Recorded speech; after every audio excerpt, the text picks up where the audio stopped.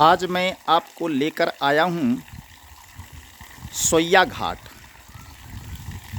यह सोइया घाट बिहार प्रांत के जहानाबाद ज़िले में स्थित है। सोई का अर्थ होता है पानी का छोटा पतला स्रोत। बहुत सारी नदियाँ हैं जिसमें नदियों में ऊपर पानी नहीं रहता है, बाद में भी पानी नहीं रहता है, लेकिन बीच का कुछ ऐसा क्षेत्र होता है जहाँ से अपने आप पानी निकलते रहता है ज़मीन के अंदर से। उसको सोई कहते हैं।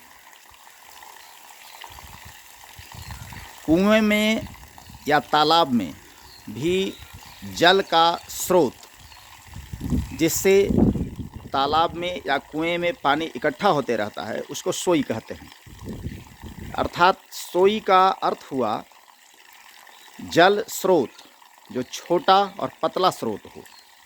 सोई का अर्थ वही होता है। तुलसीदास ने भी लिखा कि होई हैं सोई जो राम रचि राखा। अर्थात वही होगा जो राम ने रच रखा है, ईश्वर की रचना है। तो सोई माने वही, सोई माने जल स्रोत। यह जो सोई है अपने आप यहाँ पानी निकलते रहता है सालों भर। यह जहानाबाद में सोइया घाट के नाम से प्रसिद्ध है। जहानाबाद शहर में दरधा नदी है। यह दरधा नदी मोरहर नदी का एक अंग है, मोरहर नदी की एक शाखा है। मोर बांध से मोरहर नदी से दरधा नदी निकली है और यही दरधा नदी फिर से एक बार आगे जा कर के मोरहर नदी में ही मिल गई है। तो यह दरधा नदी के किनारे पर सोइया घाट है। इस सोइया घाट में प्राचीन काल से ही पानी का स्रोत है, निकलते बहते रहता है। पहले यहाँ पर मिट्टी थी और अभी जो आप ये पक्का घाट देख रहे हैं चारों ओर, तो ये घाट का निर्माण उस समय नहीं हुआ था। मिट्टी के अंदर से पानी निकलते रिसते रहता था। लोग यहाँ पर आते थे, पानी भरते थे, लेकिन मिट्टी का अंश होने के कारण, मिट्टी से पानी निकलने के कारण उसमें कुछ मिट्टी का अंश आ जाता था, गंदलापन आ जाता था। बाद में इसके जल स्रोत का पता लगाया जाने लगा। तत्कालीन जिलाधिकारी श्री संजय अग्रवाल ने ग्रामीणों के कहने पर इसमें विशेष अभिरुचि ली और यहाँ पर आकर के इस जल स्रोत का पता लगाने की कोशिश की। इसमें बड़े बड़े भूगर्भ वैज्ञानिक आए, जल संसाधन विभाग से लोग आए और वैज्ञानिकों ने आकर के इसके जल स्रोत का पता और इसके जल की शुद्धता की जांच शुरू की। कुछ लोगों का अब के समय में ऐसा मानना है कि चूँकि आबादी बढ़ गई है तो कहीं ना कहीं से हो सकता है नाली का पानी आता होगा, लेकिन यहाँ दूर दूर तक जिस समय जनसंख्या थी नहीं, उस समय नाली का कोई प्रश्न ही नहीं था। उस समय भी आदिकाल से यहाँ पर ये जल स्रोत रहा है। तो लोगों ने इसकी सत्यता का पता लगाने की ठानी और तब संजय अग्रवाल के पहल पर यहाँ पर जल संसाधन विभाग और भूगर्भवेत्ता लोग आए। उन्होंने देखा कि यहाँ जल का स्रोत अपने आप है, स्थित है और जल लगातार सालों निकलते रहता है। तो इसके जल के निकास स्थान को इन्होंने मिट्टी से तब्दील करते हुए पाइप लगाने की कोशिश की और तब से यहाँ पर लोहे का पाइप लग गया है और इस पाइप के माध्यम से अब पानी निकलता है। जैसे आप राजगृह के कुंड में देखे होंगे कि जल बहाव यानी जल निकलने के लिए उस तरह के मगर या अन्य कलाकृतियों के मुखड़े से निकाला जाता है जल, उसी तरह से यहाँ पर सिंपल साधारण सा पाइप लगा दिया गया है। और जल का अभी 3 स्रोत है। देखिए, एक यहाँ पर ये बह रहा है जल, दूसरा फिर आगे है, ये थोड़ा इससे पतला पाइप है, इससे थोड़ा कम जल निकल रहा है, इससे ज़्यादा बहाव है। देखिए, पश्चिम का जो पाइप है उससे ज़्यादा जल बहाव है और बीच का थोड़ा उससे कम है, और जो पूरब का पाइप है उससे जल का बहाव उससे भी ज़्यादा है। तो यहाँ पर लोग दिन भर तांता लगा रहता है लोगों का स्नान करने के लिए और पानी पीने के लिए। तो पहले तो ऐसी मान्यता थी कि हो सकता है उस पानी को पीने लायक है या नहीं वह पानी, लेकिन जब भूगर्भविद्ता और जल स्रोतों की जानकारी लेने पर जल संसाधन विभाग के लोग और जल की जांच करने के बाद यहाँ उसकी शुद्धता की जांच की गई, तो उसमें यह जल पीने लायक पाया गया और बहुत ही स्वादिष्ट मीठा है। मैं यहाँ के स्थानीय निवासियों से कुछ बातें करूँगा, लेकिन जब जल के बारे में यह पता लग गया, यह जल शुद्ध है और पीने योग्य है, साफ़ है, तो यहाँ पर लोगों का आना और बढ़ गया। और जैसे पहले से होता था उससे थोड़ा अधिक लोग यहाँ पर आने लगे, और ख़ास करके पूजा पाठ में पवित्र कार्यों के लिए यहाँ से लोग जल ले जाते हैं। और छठ के समय यहाँ पर काफ़ी भीड़ लगती है छठ का प्रसाद बनाने के लिए, और छठ के टाइम में यहाँ जल भरने के लिए लोगों की भीड़ लगी रहती है। मैं यहाँ के स्थानीय निवासियों से बात करना चाहूँगा। बाबा, आप तो यहाँ के लगता है मुख्य बासिंदा हैं। जी जी जी। देखते देखते हम बूढ़ा हो गए थे, लेकिन कोई साल पानी नहीं रुका। जी जी जी। क्या नाम हुआ आपका? मथुरा प्रसाद हुआ। मथुरा प्रसाद आपका नाम हुआ। और कहाँ के निवासी आप हैं? हम यही, मेरे बाबूजी भी स्कूल में चपरासी थे। जी जी। तो सस्ता बाबू विधायक यहीं पढ़ते थे। जी जी। तो देखते देखते अब एक बार आए यहाँ देखने के लिए। जी। तो हमसे पूछे कभी पानी गिर रहा है साधु जी? अच्छा। तो हम कहा वो आपको लोग साधु जी कहते हैं? हाँ। जी जी जी। तो हमको सस्ता भाव विधायक से कहे कहाँ सब गिरते रहे। जी जी। वही विधायक कहीं कि अब हम देखते देखते तो हम भी देखते रहे जी। पढ़ावल का देखबे कर रही। अच्छा अच्छा। अब हम विधायक हो गए हैं। जी जी। तो एकरा उधार कर देते हैं। जी। वही अग्रवाल साहब के ला के इंक्वायरी करवा के। जी जी। और वही सब ये बनवा। वो संजय अग्रवाल उस समय डीएम थे यहाँ हाँ, पर, वही डीएम जिलाधिकारी थे। हाँ। जी जी जी। फिर तो बिहार सरकार के बड़े बड़े पदों पर अभी सुशोभित हैं। हाँ। जी जी जी जी।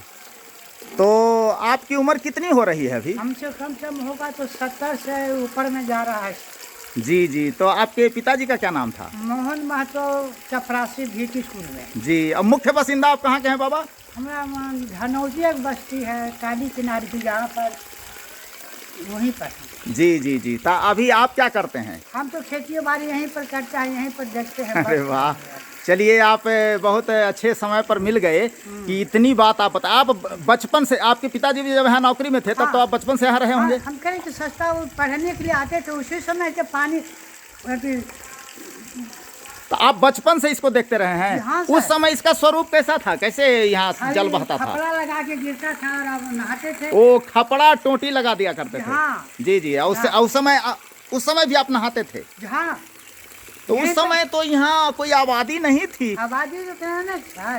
तो ये जाफरगंज हमारे मकान, हमको जीवन में एक भी मकान नहीं था सर। जी। अब तो इतना बड़ा जाफरगंज हो गया। हाँ, इतना बड़ा मोहल्ला बस गया। हाँ, और इधर ये नदी है, गर्धा नदी। जी जी जी। गर्धा जमुना दोनों है। हाँ। तो अभी तो यहाँ पर कुंड बना हुआ है, और कुंड के अंदर हम अभी घूम रहे हैं, हेले हुए हैं कुंड के अंदर में। हम आपको बाहर का पूरा नज़ारा दिखाएंगे। और देखिए, बाबा यहाँ पर आकर के मुँह हाथ धोए, कुदाल अपना धो रहे हैं, और इस पानी को पिए, आराम से इस पानी को पिए। और सभी लोग इसको पीते हैं, बड़ा सुपाच्य है। यहाँ अपने पानी पी के इंक्वायरी किए, अपने पिए थे। जी जी। यहाँ हमें पानी दिए थे बैठ के। किनको? अग्रवाल साहब। ओ, अग्रवाल साहब को आप पानी दिए थे, और अग्रवाल साहब अपने से पिए पानी? हाँ, गिलास में लेके पिए। गिलास में लेके पिए। हाँ हाँ हाँ। तो पानी तो बड़ा साफ है और शुद्ध है और स्वादिष्ट है।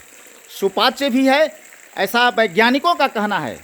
जल संसाधन विभाग के जो वैज्ञानिक आए थे और उन्होंने इसके शुद्धता की सत्यता की जो जांच की, इसमें इन्होंने बताया कि बहुत ही सुपाच्य जल है यह। देखिए, तीनों पाइप से पानी लगातार निरंतर निकल रहा है। अभी तक आपने राजगृह कुंड का नाम सुना होगा, देखा होगा, लेकिन जहानाबाद में ऐसी जगह जो अभी तक प्रकाश में नहीं आ सका और लोगों को इसकी जानकारी आज तक के नहीं हुई। यदि यही चीज़ बिहार से बाहर का होता तो यहाँ पर्यटक स्थल होता अब तक, लेकिन यह प्राकृतिक जल का स्रोत जिसे सोई कहते हैं और इसको सोइया घाट के नाम से जाना जाता है बड़ी प्राचीन काल से। लेकिन अभी यहाँ बहुत ही अच्छा घाट का निर्माण हो गया है और इस घाट को हम आपको दिखाते हैं चारों ओर से। देखिए, यह पूरब दिशा है और यह उत्तर दिशा है। उत्तर दिशा में ही तीनों पाइप हैं और बाबा यहाँ पर खड़े हैं, श्री मथुरा प्रसाद जी। और यहाँ देखिए ऊपर तक के घाट बना हुआ है और उसके बाद इधर महल्ला भी बसा हुआ है और इधर भी सीढ़ी है, घाट है। और यह है पश्चिमी किनारा। अभी भगवान भुवन भास्कर सूर्य भगवान अस्ताचल की ओर धीरे धीरे जा रहे हैं पश्चिम दिशा और यह है दक्षिण दिशा। तो अभी आपको हम यहाँ से थोड़ा ऊपर लिए चलते हैं और इस घाट को आपको दिखाते हैं जो अभी वर्तमान में है। यहाँ छठ होता है, पहले भी छठ होता था, लेकिन अब तो घाट का निर्माण हो गया है। पहले थोड़ा लोग हिचकते थे कि ये पानी कैसा है, सही है नहीं है, गंदला है क्या है, लेकिन जब से इसकी सत्यता की जांच हो, शुद्धता की जांच हो गई है, तब से बेधड़क यहाँ पर आकर के लोग, आम आदमी दूर दूर से भी आते हैं लोग और पानी पीते हैं। तो कई सीढ़ियों को चढ़ने के बाद देखिए हम यहाँ पर आए हैं और इधर देखिए यहाँ बोर्ड लगा हुआ है, श्री बाबा रघुनंदन स्वामी जी, अलख निरंजन अंतर्जामी जी और श्री श्री 108 गोलोक निवासी बाबा रघुनंदन स्वामी सोइया घाट एवं सूर्य मंदिर निर्माण हेतु जमीन दान किए और यहाँ कुछ उन्होंने आर्थिक सहायता भी की। तो ये आप देख रहे हैं बोर्ड लगा हुआ है और यहाँ पर इस तरफ आप आएंगे तो देखिए एक बोर्ड लगा हुआ है बिहार सरकार का। बिहार सरकार देखिए, मुख्यमंत्री क्षेत्र विकास योजना अंतर्गत विधायक श्री कृष्ण कुमार मोहन उर्फ सुदय यादव के सौजन्य से इस योजना का ये नाम है और वर्ष है 2020-21 में बनाया गया। और इस बोर्ड को आप देखिए तो यहाँ आप दक्षिण की ओर देखेंगे तो ये दर्धा नदी है। देखिए आपको नदी दिखाई दे रही है और कुछ ही दूर पर दर्धा जमुने का संगम हुआ है। बाबा बता रहे हैं कि दर्धा यमुना, तो दर्धा जमुने का संगम है यहाँ से कुछ ही दूर पर ठाकुरबाड़ी पर और उस क्षेत्र का नाम है शांति संगम। और यह जो इलाका है कि सोइया घाट यहाँ पर बनाया गया है, पक्का घाट का निर्माण हो चुका है।